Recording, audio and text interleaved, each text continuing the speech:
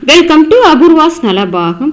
இன்றைக்கி நம்ம 10 நிமிஷத்தில் நல்லா மொறு மொறுன்னு சுட சுட அருமையான டீ கடை போண்டா தான் எப்படி பண்ணுறதுன்னு பார்க்க போகிறோம். மேலே நல்லா மொறு மொறுன்னு இருக்கும், உள்ளே சாஃப்டாக இருக்கும். செய்கிறதுமே ரொம்ப சிம்பிள், டேஸ்ட்டுமே ரொம்ப அருமையாக இருக்கும்.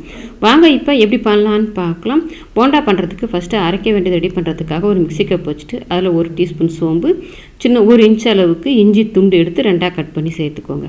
அது கூடவே சின்னதாக இருக்கிறதால 2 பச்சை மிளகாய் எடுத்துருக்கேன், பெருசாக இருந்தால் 1 சேர்த்துக்கோங்க. அது கூடவே ஒரு 6 பல் பூண்டு, மேலே உள்ள தோலை மட்டும் எடுத்துருக்கேன். தோல் 1 கிலோ முழுசாகவே சேர்த்துட்டு தண்ணி சேர்க்காமல் பல்சில் போட்டு இந்த மாதிரி கொரப்பாக அரைச்சி எடுத்து வச்சுக்கோங்க. இப்போ மிக்சிங் பவுல் வச்சுட்டு அதில் இந்த கப்பால் 2 கப் அளவுக்கு கடலை மாவு எடுத்திருக்கேன். நீங்கள் எல்லாத்தையுமே ஒரே அளவால் இழந்து எடுத்துக்கோங்க. அதே கப்பால் 1/2 கப் அளவுக்கு பச்சரிசி மாவு.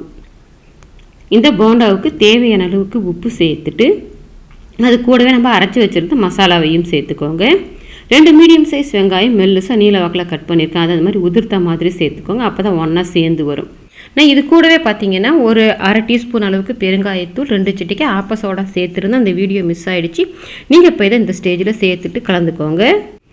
இப்போ சேர்த்துட்டு அது கூடவே 2 பச்சை மிளகாய் சேர்த்துருக்கோம், 1 டீஸ்பூன் தனி மிளகாத்தூள் சேர்த்துட்டு 1 கொத்து கருவேப்பிலை, கொஞ்சமாக பொடியன்னு இருக்கணும் மல்லி இலை, அது கூடவே கொஞ்சமாக புதினா, இது மாதிரி எல்லாத்தையும் ஒன்றா சேர்த்து தண்ணி சேர்க்காமல் ஃபஸ்ட்டு கலந்து விட்டுட்டு கையால் அதுக்கப்புறம் கொஞ்சம் கொஞ்சமாக தண்ணி தெளித்து இந்த மாதிரிலாம் தளர்வாக எடுத்துக்கோங்க. கெட்டியாக இருக்கக்கூடாது, இந்த மாதிரி கொஞ்சம் தளர்வாக இருக்கணும். அப்போ தான் நமக்கு போண்டா சாஃப்டாக இருக்கும். நீங்கள் கெட்டியமாக போட்டுட்டிங்கன்னா போண்டா நமக்கு கல் மாதிரி இருக்கும், தளர்வாக இருக்கும். இந்த மாதிரி கையை நனைச்சிட்டு லைட்டாக எடுத்து இந்த மாதிரி சின்னதாக ரொம்ப அழுத்த வேண்டாம், லைட்டாக அப்படி உருட்டி போட்டிங்கன்னா நமக்கு குண்டு குண்டாக கிடைக்கும்.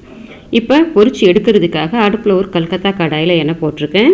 இப்போ இந்த கடாய் கூட பார்த்திங்கன்னா நம்மக்கிட்ட இண்டாலியமில் சப்பாத்தி உருட்டுற மனை, மிளகு சீரகம் இடிக்கிற இடி உரல், அது கூடவே பார்த்தீங்கன்னா இண்டாலியமில் தோசைக்கல், புடி உள்ளது புடி இல்லாதது ரெண்டுமே நம்மக்கிட்ட சேலுக்கு அவைலபிளாக இருக்குது. இது எல்லாமே உங்களுக்கு வேணும்னு நினச்சிங்கன்னா ஸ்க்ரீனில் நான் கொடுக்குற நம்பருக்கு வாட்ஸ்அப் பண்ணுங்கள், டீட்டெயில்ஸ் சென்ட் பண்ணுறேன். வேணுன்றவங்க ஆர்டர் பண்ணிவிட்டு வாங்கிக்கலாம்.